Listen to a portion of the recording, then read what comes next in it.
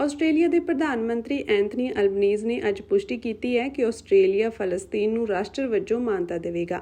ਉਨ੍ਹਾਂ ਸੰਕੇਤ ਦਿੱਤਾ ਕਿ ਸੰਯੁਕਤ ਰਾਸ਼ਟਰ, ਜਿਸ ਵਿੱਚ ਫਰਾਂਸ, ਮਾਲਟਾ, ਬਰਤਾਨੀਆ ਅਤੇ ਕੈਨੇਡਾ ਸਣੇ ਹੋਰ ਦੇਸ਼ ਸ਼ਾਮਿਲ ਹਨ, ਉਨ੍ਹਾਂ ਦੀ ਅਗਲੇ ਮਹੀਨੇ ਹੋਣ ਵਾਲੀ ਮਹਾਸਭਾ ਵਿੱਚ ਫਲਸਤੀਨ ਨੂੰ ਰਾਸ਼ਟਰ ਵਜੋਂ ਮਾਨਤਾ ਦਿੱਤੇ ਜਾਣ ਦੀ ਯੋਜਨਾ ਹੈ।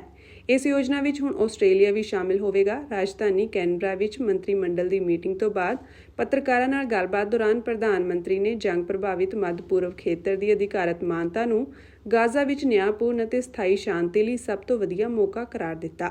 ਉਧਰ ਆਸਟ੍ਰੇਲੀਆ ਦੀ ਮੁੱਖ ਵਿਰੋਧੀ ਪਾਰਟੀ ਲਿਬਰਲ ਨੇ ਐਲਬਨੀਜ਼ ਦੇ ਬਿਆਨ ਨੂੰ ਅਮਰੀਕਾ ਆਸਟ੍ਰੇਲੀਆ ਦੀ ਭਾਈਚਾਰਕ ਸਾਂਝ ਵਿੱਚ ਵਿਗਾੜ ਪਾਉਣ ਵਾਲਾ ਦੱਸਦਿਆਂ ਇਸ ਦੀ ਆਲੋਚਨਾ ਕੀਤੀ ਹੈ। ਵਿਰੋਧੀ ਪਾਰਟੀ ਨੇ ਇਸ ਨੂੰ ਕਾਹਲੀ ਵਿੱਚ ਚੁੱਕਿਆ ਗਿਆ ਕਦਮ ਕਰਾਰ ਦਿੱਤਾ ਹੈ। ਆਸਟ੍ਰੇਲੀਆ ਦੇ ਪ੍ਰਧਾਨ ਮੰਤਰੀ ਐਂਥਨੀ ਅਲਬਨੀਜ਼ ਨੇ ਅੱਜ ਪੁਸ਼ਟੀ ਕੀਤੀ ਹੈ ਕਿ ਆਸਟ੍ਰੇਲੀਆ ਫਲਸਤੀਨ ਨੂੰ ਰਾਸ਼ਟਰ ਵਜੋਂ ਮਾਨਤਾ ਦੇਵੇਗਾ। ਉਨ੍ਹਾਂ ਸੰਕੇਤ ਦਿੱਤਾ ਕਿ ਸੰਯੁਕਤ ਰਾਸ਼ਟਰ, ਜਿਸ ਵਿੱਚ ਫਰਾਂਸ, ਮਾਲਟਾ, ਬਰਤਾਨੀਆ ਅਤੇ ਕੈਨੇਡਾ ਸਣੇ ਹੋਰ ਦੇਸ਼ ਸ਼ਾਮਿਲ ਹਨ, ਉਨ੍ਹਾਂ ਦੀ ਅਗਲੇ ਮਹੀਨੇ ਹੋਣ ਵਾਲੀ ਮਹਾਸਭਾ ਵਿੱਚ ਫਲਸਤੀਨ ਨੂੰ ਰਾਸ਼ਟਰ ਵਜੋਂ ਮਾਨਤਾ ਦਿੱਤੇ ਜਾਣ ਦੀ ਯੋਜਨਾ ਹੈ।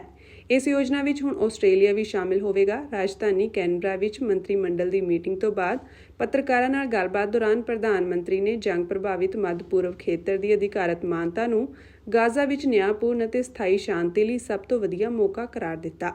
ਉਧਰ ਆਸਟ੍ਰੇਲੀਆ ਦੀ ਮੁੱਖ ਵਿਰੋਧੀ ਪਾਰਟੀ ਲਿਬਰਲ ਨੇ ਐਲਬਨੀਜ਼ ਦੇ ਬਿਆਨ ਨੂੰ ਅਮਰੀਕਾ ਆਸਟ੍ਰੇਲੀਆ ਦੀ ਭਾਈਚਾਰਕ ਸਾਂਝ ਵਿੱਚ ਵਿਗਾੜ ਪਾਉਣ ਵਾਲਾ ਦੱਸਦਿਆਂ ਇਸ ਦੀ ਆਲੋਚਨਾ ਕੀਤੀ ਹੈ। ਵਿਰੋਧੀ ਪਾਰਟੀ ਨੇ ਇਸ ਨੂੰ ਕਾਹਲੀ ਵਿੱਚ ਚੁੱਕਿਆ ਗਿਆ ਕਦਮ ਕਰਾਰ ਦਿੱਤਾ ਹੈ। ਆਸਟ੍ਰੇਲੀਆ ਦੇ ਪ੍ਰਧਾਨ ਮੰਤਰੀ ਐਂਥਨੀ ਅਲਬਨੀਜ਼ ਨੇ ਅੱਜ ਪੁਸ਼ਟੀ ਕੀਤੀ ਹੈ ਕਿ ਆਸਟ੍ਰੇਲੀਆ ਫਲਸਤੀਨ ਨੂੰ ਰਾਸ਼ਟਰ ਵਜੋਂ ਮਾਨਤਾ ਦੇਵੇਗਾ। ਉਨ੍ਹਾਂ ਸੰਕੇਤ ਦਿੱਤਾ ਕਿ ਸੰਯੁਕਤ ਰਾਸ਼ਟਰ, ਜਿਸ ਵਿੱਚ ਫਰਾਂਸ, ਮਾਲਟਾ, ਬਰਤਾਨੀਆ ਅਤੇ ਕੈਨੇਡਾ ਸਣੇ ਹੋਰ ਦੇਸ਼ ਸ਼ਾਮਿਲ ਹਨ, ਉਨ੍ਹਾਂ ਦੀ ਅਗਲੇ ਮਹੀਨੇ ਹੋਣ ਵਾਲੀ ਮਹਾਸਭਾ ਵਿੱਚ ਫਲਸਤੀਨ ਨੂੰ ਰਾਸ਼ਟਰ ਵਜੋਂ ਮਾਨਤਾ ਦਿੱਤੇ ਜਾਣ ਦੀ ਯੋਜਨਾ ਹੈ। ਇਸ ਯੋਜਨਾ ਵਿੱਚ ਹੁਣ ਆਸਟ੍ਰੇਲੀਆ ਵੀ ਸ਼ਾਮਿਲ ਹੋਵੇਗਾ। ਰਾਜਧਾਨੀ ਕੈਨਬਰਾ ਵਿੱਚ ਮੰਤਰੀ ਮੰਡਲ ਦੀ ਮੀਟਿੰਗ ਤੋਂ ਬਾਅਦ ਪੱਤਰਕਾਰਾਂ ਨਾਲ ਗੱਲਬਾਤ ਦੌਰਾਨ ਪ੍ਰਧਾਨ ਮੰਤਰੀ ਨੇ ਜੰਗ ਪ੍ਰਭਾਵਿਤ ਮੱਧ ਪੂਰਬ ਖੇਤਰ ਦੀ ਅਧਿਕਾਰਤ ਮਾਨਤਾ ਨੂੰ ਗਾਜ਼ਾ ਵਿੱਚ ਨਿਆਂਪੂਰਨ ਅਤੇ ਸਥਾਈ ਸ਼ਾਂਤੀ ਲਈ ਸਭ ਤੋਂ ਵਧੀਆ ਮੌਕਾ ਕਰਾਰ ਦਿੱਤਾ। ਉਧਰ ਆਸਟ੍ਰੇਲੀਆ ਦੀ ਮੁੱਖ ਵਿਰੋਧੀ ਪਾਰਟੀ ਲਿਬਰਲ ਨੇ ਐਲਬਨੀਜ਼ ਦੇ ਬਿਆਨ ਨੂੰ ਅਮਰੀਕਾ ਆਸਟ੍ਰੇਲੀਆ ਦੀ ਭਾਈਚਾਰਕ ਸਾਂਝ ਵਿੱਚ ਵਿਗਾੜ ਪਾਉਣ ਵਾਲਾ ਦੱਸਦਿਆਂ ਇਸ ਦੀ ਆਲੋਚਨਾ ਕੀਤੀ ਹੈ। ਵਿਰੋਧੀ ਪਾਰਟੀ ਨੇ ਇਸ ਨੂੰ ਕਾਹਲੀ ਵਿੱਚ ਚੁੱਕਿਆ ਗਿਆ ਕਦਮ ਕਰਾਰ ਦਿੱਤਾ ਹੈ। ਆਸਟ੍ਰੇਲੀਆ ਦੇ ਪ੍ਰਧਾਨ ਮੰਤਰੀ ਐਂਥਨੀ ਅਲਬਨੀਜ਼ ਨੇ ਅੱਜ ਪੁਸ਼ਟੀ ਕੀਤੀ ਹੈ ਕਿ ਆਸਟ੍ਰੇਲੀਆ ਫਲਸਤੀਨ ਨੂੰ ਰਾਸ਼ਟਰ ਵਜੋਂ ਮਾਨਤਾ ਦੇਵੇਗਾ।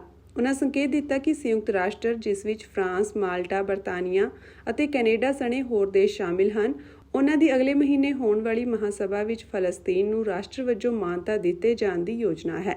ਇਸ ਯੋਜਨਾ ਵਿੱਚ ਹੁਣ ਆਸਟ੍ਰੇਲੀਆ ਵੀ ਸ਼ਾਮਿਲ ਹੋਵੇਗਾ। ਰਾਜਧਾਨੀ ਕੈਨਬਰਾ ਵਿੱਚ ਮੰਤਰੀ ਮੰਡਲ ਦੀ ਮੀਟਿੰਗ ਤੋਂ ਬਾਅਦ ਪੱਤਰਕਾਰਾਂ ਨਾਲ ਗੱਲਬਾਤ ਦੌਰਾਨ ਪ੍ਰਧਾਨ ਮੰਤਰੀ ਨੇ ਜੰਗ ਪ੍ਰਭਾਵਿਤ ਮੱਧ ਪੂਰਬ ਖੇਤਰ ਦੀ ਅਧਿਕਾਰਤ ਮਾਨਤਾ ਨੂੰ ਗਾਜ਼ਾ ਵਿੱਚ ਨਿਆਂਪੂਰਨ ਅਤੇ ਸਥਾਈ ਸ਼ਾਂਤੀ ਲਈ ਸਭ ਤੋਂ ਵਧੀਆ ਮੌਕਾ ਕਰਾਰ ਦਿੱਤਾ। ਉਧਰ ਆਸਟ੍ਰੇਲੀਆ ਦੀ ਮੁੱਖ ਵਿਰੋਧੀ ਪਾਰਟੀ ਲਿਬਰਲ ਨੇ ਐਲਬਨੀਜ਼ ਦੇ ਬਿਆਨ ਨੂੰ ਅਮਰੀਕਾ ਆਸਟ੍ਰੇਲੀਆ ਦੀ ਭਾਈਚਾਰਕ ਸਾਂਝ ਵਿੱਚ ਵਿਗਾੜ ਪਾਉਣ ਵਾਲਾ ਦੱਸਦਿਆਂ ਇਸ ਦੀ ਆਲੋਚਨਾ ਕੀਤੀ ਹੈ। ਵਿਰੋਧੀ ਪਾਰਟੀ ਨੇ ਇਸ ਨੂੰ ਕਾਹਲੀ ਵਿੱਚ ਚੁੱਕਿਆ ਗਿਆ ਕਦਮ ਕਰਾਰ ਦਿੱਤਾ ਹੈ।